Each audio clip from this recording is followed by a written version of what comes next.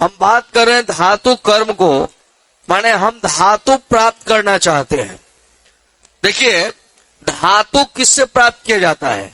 अयस्क से। किससे? कोई भी अगर आप धातु प्राप्त करना चाहते हैं तो वह किससे प्राप्त होगा? अयस्क से धातु प्राप्त होगा। तो अयस्क से धातु प्राप्त करना इतना आसान थोड़ी है। ऐसे कहने के लिए तो आसान है कि ईंख से हमें चीनी प्राप्त होता है, ईंख से चीनी प्राप्त होता है ना। तो ईंख से चीनी प्राप्त करना इतना आसान है। ईंख से तो रस निकालना मुश्किल होता है। तो भाई वो तो बहुत दूर की बात है चीनी प्राप्त करना। तो भाई ईंख से आखिर कैसे चीनी प्राप्त होता है? कोई ना कोई प्रक्रिया होता होगा ना। तो आइए इन्हीं चीजों को हम समझते हैं कि आखिर वो कौन सी प्रक्रिया होती है। तो हम क्या समझने जा रहे हैं? चीनी ज्ञात करने के लिए हम समझना चाहते हैं कि भाई धातु कैसे प्राप्त हो। तो धातु किससे प्राप्त होता है? अयस्क से। तो अयस्क से धातु को प्राप्त करने और उसको शुद्ध करने की प्रक्रिया को हम धातु कर्म कहते हैं। देखो धातु प्राप्त करने को निष्कर्षण कहा जाता है। क्या कहा जाता है? और शुद्ध करने को शोधन कहा जाता है। क्या कहा जाता है? तो धातु प्राप्त करने के लिए दो प्रक्रिया होती है। कौन कौन? अयस्क का निष्कर्षण, धातु का निष्कर्षण होता है। क्या होता है? निष्कर्षण।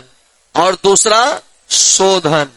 शोधन मतलब शुद्ध करने का प्रक्रिया और निष्कर्षण माने प्राप्त करने का प्रक्रिया, प्राप्त करने का।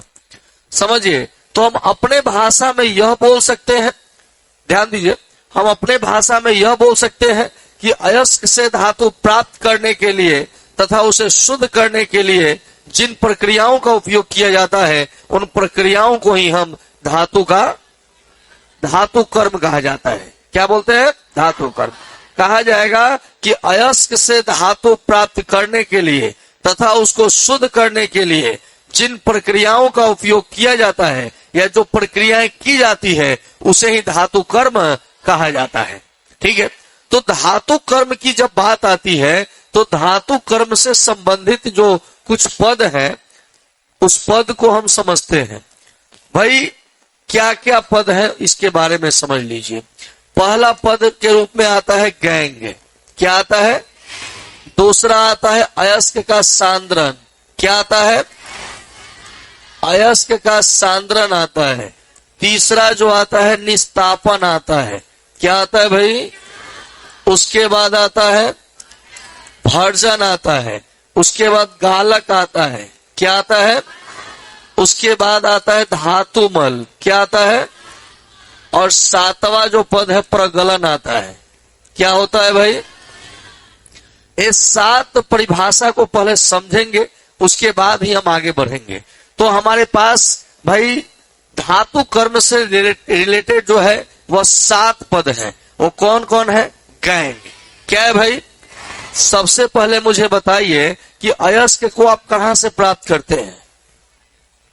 ये पृथ्वी है और ये पृथ्वी है ना, तो पृथ्वी के भीतर से क्या प्राप्त करते हैं? अयस्क को। तो अयस्क जब प्राप्त करेंगे तो उसमें क्या क्या मिला होगा? मिट्टी होगा, कंकर पत्थर होगा, उसमें बालू होगा और अवांछनीय पदार्थ होगा। क्या होगा? अवांछनीय पदार्थ का मतलब होता है जिसे हम नहीं चाहते हैं।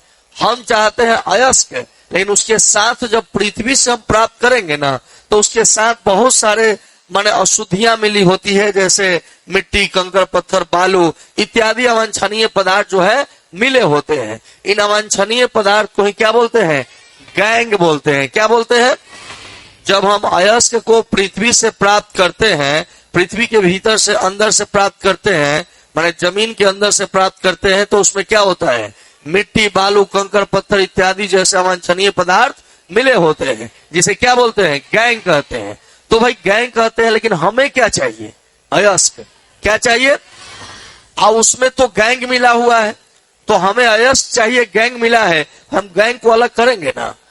तो हम क्या करेंगे ना कि अयस्क से अवांछनीय पदार्थों को या अशुद्धियों को अलग करने की विधि को या अलग करने की क्रिया को हम क्या बोलते हैं? अयस्कों का सांद्रण बोलते हैं। क्या बोलते हैं? अयस्कों का सांद्रण का मतलब है अयस्क से अवांछनीय पदार्थ को हटाना या गैंग को हटाना या अशुद्धियों को हटा देना। अयस्क से अशुद्ध पदार्थों को अलग करने की क्रिया को क्या बोलते हैं? अयस्कों का सांद्रण बोलते हैं। क्लियर है? अब इसके बाद आता है कि भाई निस्तापन क्या होता है। क्या भाई? निस्तापन। तो जरा समझते हैं निस्तापन के बारे में। निस्तापन, मैं इसको अपने भाषा में तोड़ रहा हूं तो नी जोड़ अस हो जाएगा, अजोड़ तापन। निस्तापन, नी मतलब नहीं है, अस माने हवा, और तापन माने गर्म करना। ना कहा जाएगा कि हवा नहीं है फिर भी गर्म आप कर रहे हो। ना कहा जाएगा कि हवा की अनुपस्थिति में, किसके? नी माने नहीं है, हवा की अनुपस्थिति में, हवा की अनुपस्थिति में अयस्कों को गर्म करके ऑक्साइड में बदलने की क्रिया को निस्तापन कहते हैं। निस्तापन किसे कहते हैं? हवा की अनुपस्थिति में। किसकी अनुपस्थिति में? किसको गर्म करेंगे? गर्म करके किस में बदलेंगे? ऑक्साइड में। किस में बदलेंगे? ऑक्साइड में बदलने की प्रक्रिया को क्या कहते हैं? निस्तापन कहते हैं। माने निस्तापन में क्या होता है कि हवा की अनुपस्थिति में अयस्क को क्या करेंगे? गर्म करेंगे, और गर्म करके उसे ऑक्साइड में, तो ऑक्साइड में बदल देने की प्रक्रिया को क्या कहेंगे? अब आइए उसी तरह से है भर्जन। क्या है? तो सेम चीज है, बस यहाँ पे अनुपस्थिति है और यहाँ पे उपस्थिति है। कहा जाएगा कि हवा की उपस्थिति में, हवा की उपस्थिति में अयस्कों को तेजी से गर्म करके ऑक्साइड में बदलने की प्रक्रिया को भर्जन कहते हैं। बस यहाँ पे अनुपस्थिति और यहाँ पे उपस्थिति। उसके बाद आता है गालक। क्या भाई? गालक। एक गालक क्या होता है, इस बात को हम समझते हैं। देखो भाई, गालक में क्या होता है? कहा जाएगा कि गालक वह पदार्थ होता है जिसे अयस्क के साथ मिश्रित करके जब गर्म किया जाता है तो अघुलनशील अशुद्धियां भी, अघुलनशील माने अद्रवनशील अशुद्धियां भी द्रवित हो जाती हैं। क्या हो जाती है?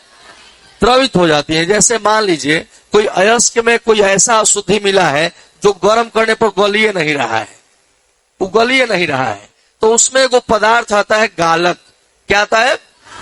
अयस्क के साथ जैसे मिलाएंगे ना, अयस्क के साथ जैसे मिलाएंगे वैसे वह उसे क्रिया करके, और वो जो नहीं घुलने वाला है उसके साथ क्रिया करके उसको क्या कर देगा? द्रवनशील बना देगा। क्या कर देगा? द्रवनशील बना देगा और वह द्रवित हो जाएगा ना। अब आता है पॉइंट हमारे पास जो है वह धातु मल क्या होता है। धातु मल क्या होता है? जब द्रावक को, किसको? जब द्रावक को अयस्क के साथ को, जब जो द्रावक होता है उसको अयस्क के साथ और कोक के साथ मिश्रित करके गर्म किया जाता है तो क्या होता है ना कि अघुलनशील या अद्रवनशील अशुद्धियां जो है वह द्रवनशील बन जाती हैं, वह पिघल जाती हैं। तो पिघल जाती है ना तो उसको धातु मल कहते हैं। क्या कहते हैं? शॉर्ट में मैं बता दूं, कहा जाएगा कि जब अयस्क को गर्म किया जाता है तो अशुद्धियां जब द्रवित रूप में बदल जाती हैं तो उस द्रवित अशुद्धि को हम क्या बोलते हैं? धातु मल कहते हैं। क्या कहते हैं? धातु मल कहा जाता है। क्लियर है? अब आता है क्या? प्रगलन क्या है? प्रगलन। अब देखो प्रगलन में क्या होता है ना कि प्रगलन में अयस्क को जो होता है, जो अयस्क का ऑक्साइड होता है उसे कोक के साथ मिलाते हैं। अयस्क के ऑक्साइड को किसके साथ मिलाते हैं? कोक के साथ मिलाकर जब गर्म किया जाता है तो धातु प्राप्त होता है। इस प्रक्रिया को हम क्या कहते हैं? इसको प्रगलन कहा जाता है। ठीक है? तो यही सब पॉइंट हम लोग को पढ़ना है।